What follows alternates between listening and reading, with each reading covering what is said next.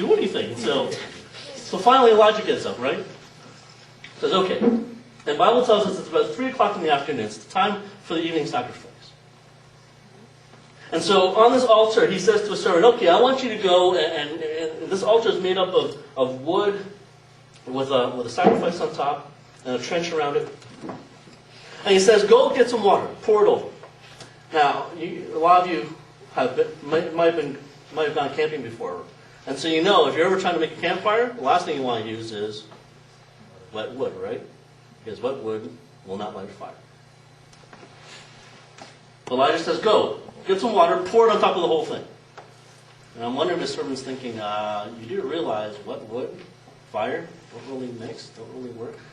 But he does it anyway, so he pours it over, right? And Elijah goes, go do it again, and again, and again, until this altar is like soaked in water, and the water around the trench is all filled up.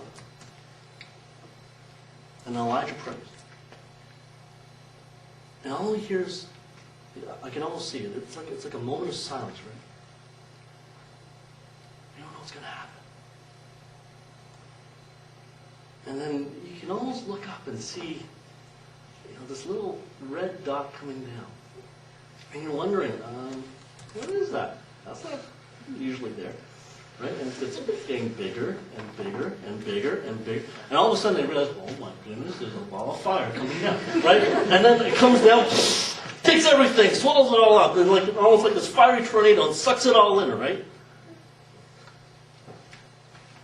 Now, how many of you can almost picture that?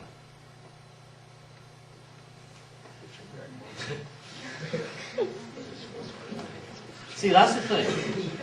That's the thing with Scripture. If you can help someone taste it, see it, live it. Right? I mean, that's the beauty that I love about movies, is for 2 hours you get immersed in the world. I don't know, I rented Transformers like a week ago, and I can't stop watching it. Because once I get into it, I'm like, oh, that's beautiful. All those guys. Right? Because you get immersed into the world. They just draw you in, and it's almost like you're there. Right? That's the beauty of stuff like OmniMax and IMAX, is because you sit there and it's like all around you, right? I mean, you can't help but feel like you're like flying in the plane or dropping down a cliff or whatever, right? And so if you can help whatever text you're looking at, if you can help people begin to get a sense of what is happening, if you can help them, again, God gives us senses, right? I'll get that in a minute. But God gives us senses, right? He gives you taste, touch, smell, sight. And if you can, the more you engage them, the more you help someone begin to almost get a feel for what is happening. Right? I remember back in one of my Bible studies when I was a team captain, we did the whole story of Jericho, right?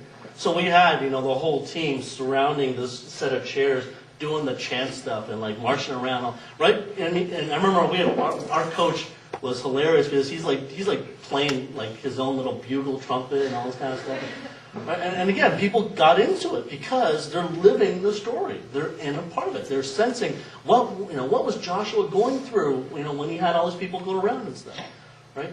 Paint the picture as best as you can. If you need to sit there for a good half hour and just read over it and over it and over it, begin to almost play it like a movie in your mind. Right? Be like the director. Play like a movie.